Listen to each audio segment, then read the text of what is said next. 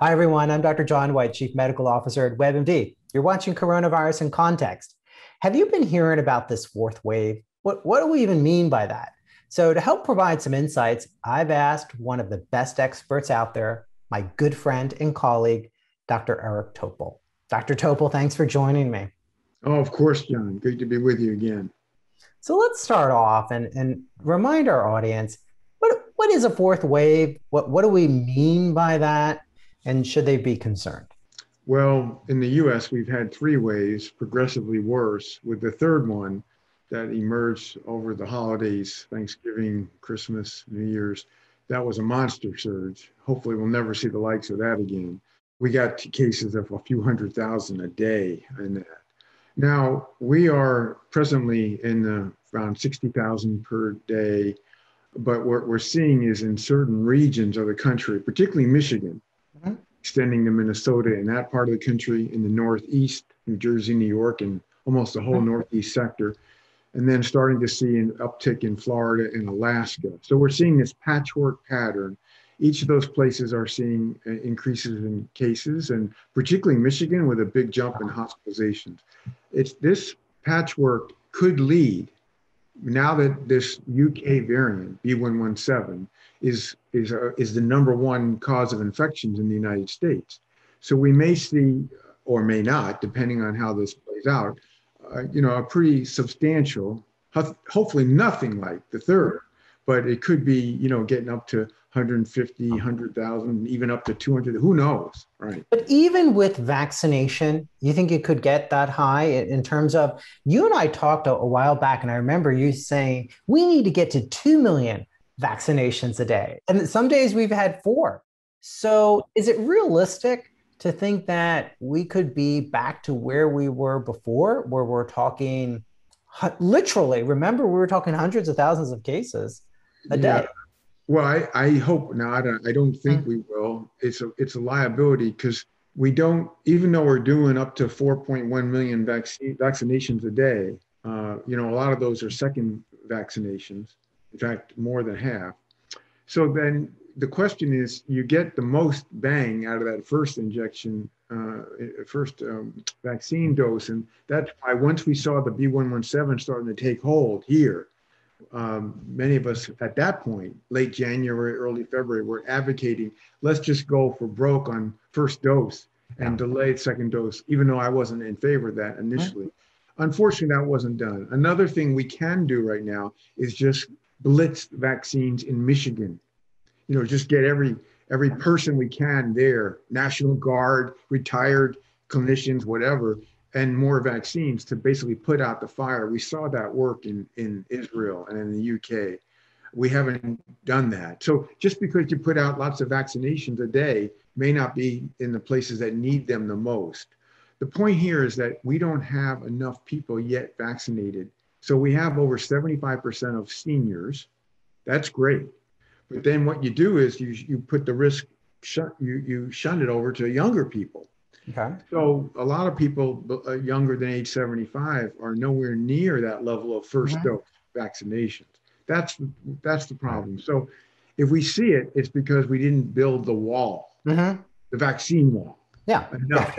Which one you meant? Yeah. Now, you always have these great graphics and stats on your Twitter handle, and people should follow you at Dr. Eric Topol. But I want to give you some numbers because, and I know you know all these numbers, but a lot of people are saying fourth wave. People are getting concerned about that. Others are saying it's scary information. But you pointed out that 44% of new cases are just in 5 states. So how can we truly say this is a fourth wave, which would imply that it's all over the country, where 44%, 5 states representing 22% of the population. But even more, you're in Southern California, and it was recently announced 97% drop in new COVID cases since January, 97% drop. If we look at deaths per day, we're less than 1,000 on average. It's around 700 to 800. I mean, that's what we were, 8, 9 months ago.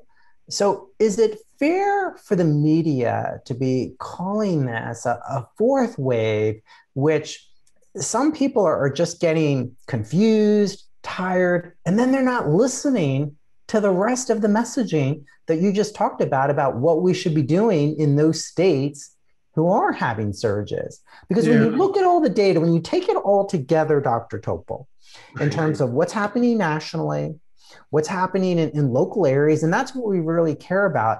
What's your assessment of where we are today in terms of the impact of COVID on the country? Right. Well, I mean, the good news is we've done really well with vaccinations. So whatever we prevent, it's an outgrowth of that because we're not doing well with respect to opening things up. Many states are getting rid of mask mandates, as you know. So the two things we have, the new part is the ammunition we have with vaccination. We've never done well throughout the entire pandemic in the U.S. with respect to tighter masking and mitigation. Now, I think the short term is we don't know if this is going to spread more than those states and regions, as you've alluded to. Most of it, the problem of this uptick is localized. Yeah. But we know that it only starts to show up when you get to 60, 70% dominant UK Mm-hmm. variant. And those places, particularly Michigan, it's in that 70% range. So when it's only 40%, which is a lot of the states, it may not have declared yet. Now, if you just go fast forward, 4 weeks, 6, 8 weeks, we'll get past this thing. We will get past it. The vaccines work exceedingly well against this variant and against basically all the variants we've seen to date. So this is like the last hump of our last challenge. And then we should have enough vaccinations covered enough Americans. So by June, we should be in really good shape with containment of the virus for the first time ever in this country since the pandemic started. Let's talk about Texas. Yeah. So the mask mandate removed, but people are still wearing masks. We've seen that. A lot of establishments are requiring it. Only 28% of people have been vaccinated once. Less than 15% of Texans have been fully vaccinated. Yet their number of cases and deaths continue to decline. So, how do we interpret that data correctly? Because we also don't want people to get the wrong conclusion from it, but we want to be fair. Do we have enough information to say what's going on? Is it about the density of the population? Is there something else going on? Because some people are looking at it and being like, "Hey, I don't have to wear a mask. I don't have to get Yeah, vaccinated, yeah, and it's sure. fine." But then we can look at other states like Florida and see where cases are increasing. So how do we interpret that information, Dr. Topol? How do you guide our viewers to looking at that information because they see it? Yeah, they see it, we see it, but it's just this moment in time. Mhm. But like, I look at the baseball game in Texas, which was a packed Mhm. uh, a stadium of what 50,000 people. Mhm. Yeah, but like making believe we're pre-pandemic, post-pandemic. Mhm. And I say, well, that's going to be interesting to follow in the next few weeks. What happens with that? So the point being is that it's too early to say that Texas is out of the out of trouble. We may well see that, and we said now we still don't understand heterogeneity. That is, if you look across Europe, where this strain B117 spread across all of Europe now, certain countries somehow withstood it, never showed up as a problem. They've basically kept it in check. Now they've had mostly tighter lockdowns than we've never had anything like what has been in Europe. Then some countries like the UK and Ireland and Portugal and Eastern and Central Europe really had terrible situations. Mhm. So in this country, it's possible that certain states, just because of this kind of pattern, this pattern is relying on some local spreading events. Okay. And once that takes, we think this is the most likely explanation for Michigan, for example. There's been a lot of, hundreds of small outbreaks, and those have taken off in many different places, particularly southeastern Michigan. If Texas or other states don't get this kind of spread begets spread, then maybe they'll, be Oh. able to ward it off. We just don't know. So it speaks to the importance of vaccination. And one question that keeps coming up is there one preferred? I've been telling people get the one that's offered. But you know what? In a couple of weeks, people may have a choice in certain areas of the country in terms of J&J or Pfizer or Moderna. Do you still hold to the belief take whichever one you can? But what about if they all three were offered? They were all available. Yeah, well, I'm still waiting for the J&J trial of the two dose Okay. because I'd like to know whether the two dose has the equivalent efficacy of 90+% Yeah. as the mRNA vaccines. Until that time, there's a drop off in efficacy with J&J. So you have to weigh, do you want to just get it as a one dose and not worry about it and have some drop off in efficacy from mild to moderate infections? Yeah. Possibly that also is blocking transmission and a carrier state. That drop off on 20% points is a lot of points of efficacy. So I'm still keen on the mRNA vaccines. I hold them as the reference standard. And maybe J&J will be as good, but we have to wait for that two-dose trial to come out. But in fairness, they were tested when there was more variant around than the other two. Well, So yes, but if you adjust for that and you look at just the US before we were invaded with the B117, it was still 72% versus 95%. what do you predict we're going to find out about asymptomatic transmission with these vaccines? We're starting to see some preliminary data in Israel, in the Yes, UK. What's yes. your expectation? Because if we know that for sure, then right, we could stop wearing masks if that's true. When do you Yeah. think we'll know it?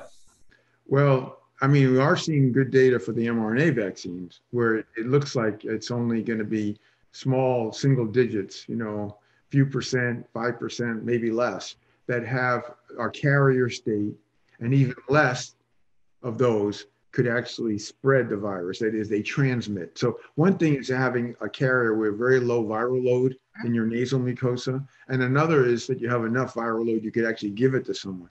It looks like the chances of that are really low. The question, John, um, I should call you Dr. White since you No, taught.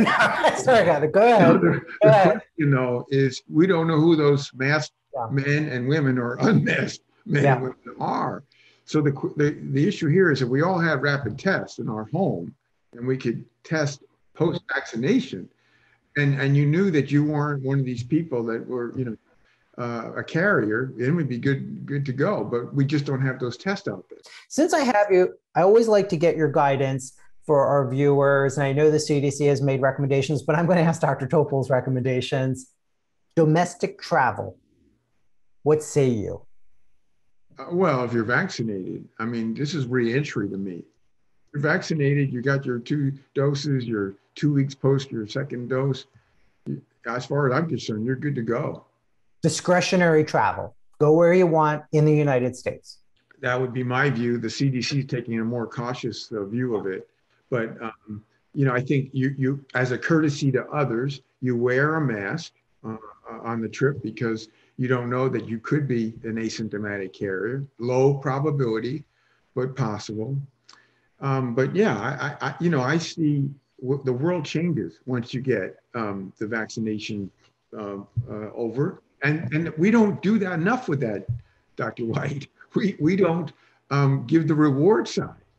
We want to get people to stop being hesitant. Well, hell, why don't we give Yeah. them the reward? Yeah, Indoor dining.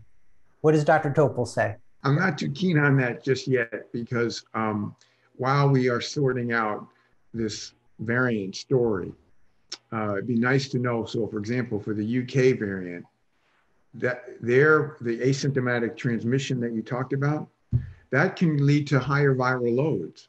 Okay. So, we just don't know about that. So I'd hold off on indoor dining, which is kind of chief culprit number one, bars, dining, indoor dining. I'd hold off on that for a few more weeks until that gets sorted out. What about a movie theater? I've been saying, just so you know, I think movie theaters may be better if they have good ventilation. You're looking forward. You're not talking to anyone. There's no shouting or screaming like a baseball game, and Yeah. it's time limited. You're done in 2 hours, and then you leave. What do you say? Well, the ventilation is the question. How do you know it has really good ventilation?